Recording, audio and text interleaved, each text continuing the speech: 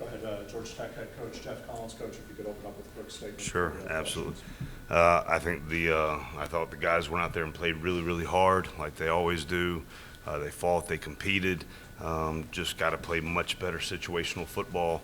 I think when you just look at it and you could feel it during the game, defensively we were playing really good first down and second down defense, creating tackles for loss, creating negative plays, but just the conversions on third down hurt us, the extended drives, and then conversely not being able to get off or get continued drives that we were getting. The hallmark of our defense for the last 6 to 8 years has been creating turnovers.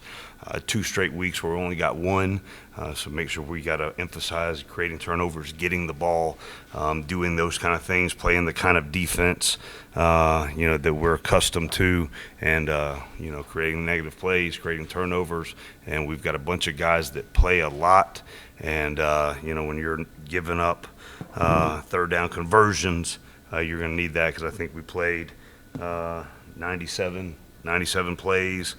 The yards per play was the same, but just understanding the situations and getting off the field on third downs and converting. Second half, offensively, Mike just pointed out, 220 yards of offense, 22 points in the second half. Started to find a little bit of rhythm, and had some explosive plays. The guys kept battling and cut it down in the fourth quarter. It made it a really good game. The environment out there was really good, really happy. Our fans were engaged. Obviously, the guys on our sideline did a really good job staying positive, staying engaged, supporting each other. But just that drive at the end, where I think they probably had 2 or 3 third and long conversions. We just got to address that. We've got to fix it. The nice thing is we practice tomorrow, so we'll have a chance to get in here, watch the tape, go out there, review our mistakes, work through them, and move on from there, and have a good game in 7 days from now. Questions? Questions? Just make sure you got a microphone. Coach, what was the difference in the way you defended on first and second down versus the third downs? What enabled them to have success? Yeah, so we were being, Coach Thacker was being very aggressive, creating tackles for loss, doing a bunch of our run blitzes, and the guys were executing them really well. A couple of times, even in the fourth quarter, misfit a couple of things, but I thought had a good game plan, a good thought process, and the guys were out there battling and executing. It was just the third down that was getting us, and then correspondingly, get them in third and long and they convert. Then what happened after that, we've got to improve on. So once something negative happens to us, we force a second and long, we force a third and long, then we don't get off the field, which we should, which we expect to. The corresponding plays after that, making sure we can just regroup and then put them in a negative situation again. But the guys battled. I thought the coaches were being aggressive, and just got to play better situational football. You talked about some encouraging things from the offense. I imagine the play of Adonicus Sanders was one of those, stepping up for Jalen being out. Yeah. I think he goes out there and he competes every single day. I thought Malachi was out there competing as well. So it's unfortunate that you lose key members, to the team, but next man up, somebody's got to step up. I think we had 3 first-time starters that have never started a college football game out there playing. Walk-on William Lay got his first career start, and he was out there battling. They were in an odd front, lining up somebody head up him the entire time, and I thought he was really efficient on all his snaps. And just was out there battling. Connor Hansen, this is only his second game, and again, he was out there competing and trying to give us a chance to play really good offense. And I thought it started clicking in the second half, but we just got to make sure we play good team football and complementary football as well. Can you talk a little bit about Sam Howell? It seemed like he had tremendous pocket presence, and you had opportunities to maybe get sacks, or he was able to slide out and hit some balls, even though they dropped a few. But he was pretty impressive for a true freshman. Yeah, absolutely. I mean, he did some really good things. And I think him converting on the third downs, we had guys back in the backfield. We were generating pressure, and especially on first and second downs, we were generating pressure. But they were just max protecting. They've got a really big offensive line. You know, they're 6'8", 340. They're 6'7", 325. They're 6'8". I mean, they're big guys. And, you know, our guys were fighting and scratching and clawing to get back there. And then he was slippery a couple of times and made some nice throws downfield. But a good player, really good player. Sorry. With James Graham, I know it's only been a week since he got significant snaps against Temple, but how have you seen him grow just in these past 7 days? Well, and there's still a lot that he's going to clean up. You know, his first game getting significant amounts of time, and you could just see him grow and develop even throughout the game. And he's got a live arm, a couple of them. You know, we had some things wired, and just determining middle field open, middle field closed, where to go with the football. Had a down the sideline right to Malachi wired and just kind of drift him a little bit out of bounds. You know, so just those kind of things, the growing pains for all of us, you know, with this transformation that we're all going through. But I can't discount how hard these guys are working, how dialed in they are as we're building this thing. And, you know, it hurts, but I think the attitude and the desire to improve is there. So we'll keep working and keep getting better.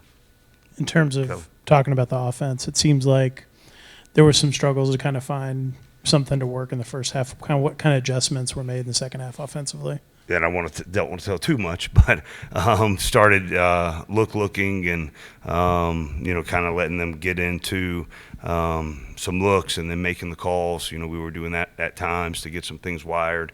You know, we still want to play with some tempo when we get them defenses off guard.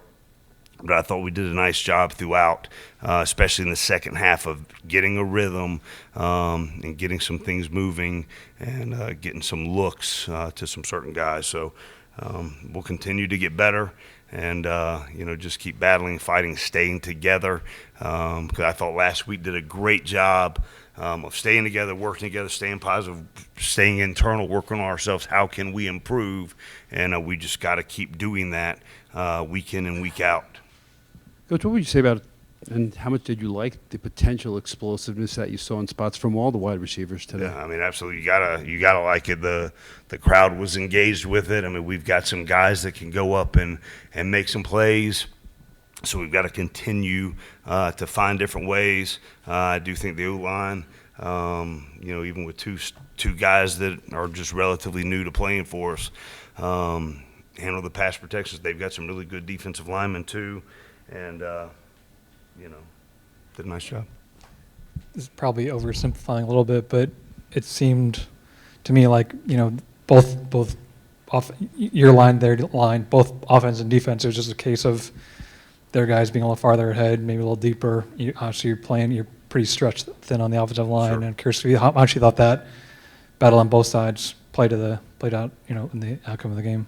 I mean, they're big, and that's the big reason with their large offensive line that we were trying to generate some movement, and you know, we were doing a lot of run stunts, a lot of run blitzes, and we're having some success.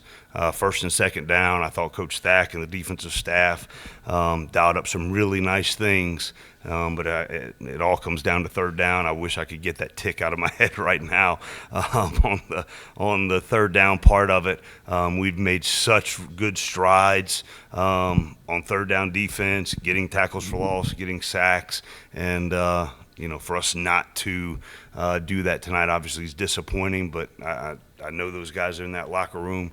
They'll come back tomorrow with the right attitude and want to know how we can get it fixed. So we can, when we get people in 3rd and 12, 3rd and 15, 3rd and 9, you know, we're getting off the field and getting the ball back to our offense, who is going to continue to develop into an explosive unit. Coach, North Carolina had 4 quick and physical receivers. Were they as good a group as you've seen this year? Yeah, I mean, they got talent, you know, all across the field on both sides of the ball. They're a talented roster. We knew that going in. and I think they played at a high level. But I think, we've got some really good players too.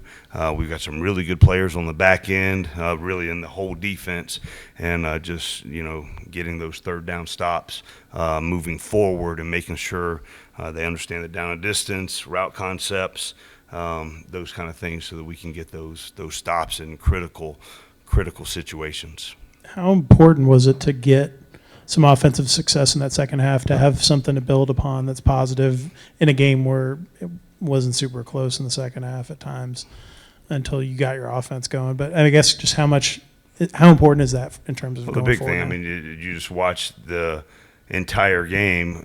The defense kept battling throughout the first half, and they were, in some situations that weren't, ideal, but they just kept battling. They kept playing. They kept competing. I think just as the entire development of this program goes forward, just all of those signs of, significant market improvement, I think they make everybody feel excited, energized, about the future. But, we're worried about the present. We've got a game in 7 days. So just those incremental jumps, we want to make sure we're doing those at a high level. I mean, we got a small senior class, but they matter. And we are worried about the present. We are worried about the now. The future is going to be what the future is going to be. But right now, we've got an unbelievable small group of seniors that we're in there fighting and battling for, to make sure their experience at Georgia Tech and in the Georgia Tech football program every single week gets better, because nobody likes this feeling that we have right now. And we're going to work every single day. Thanks, Mike. We're going to work every single day, to make that happen.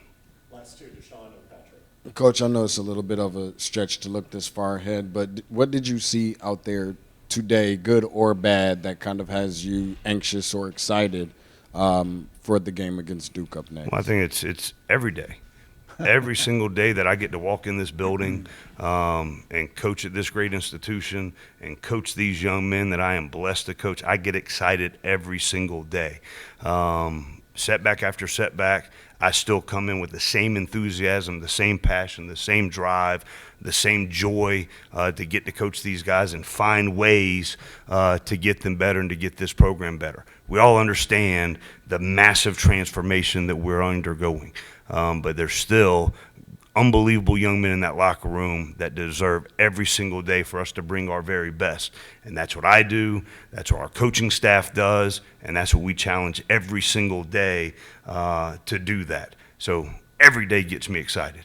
And I understand what we're going through, but that does not diminish the joy, the excitement that I have tomorrow, the challenge to get this group of guys better, find ways for them to have success individually and collectively as a team, and it's going to happen. And we just got to do a little reset. It hurts right now, and figure out a way to do that.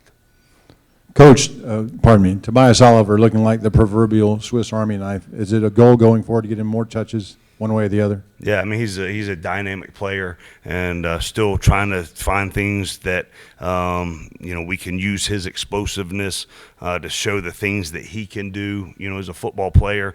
And let's not discount that he's banged up. I don't want to talk about that too much, but he's out there battling and willing himself to contribute in every way that he possibly can for himself and for his teammates. And just an unbelievable competitor, and just trying to find different ways and creative ways to get him the ball.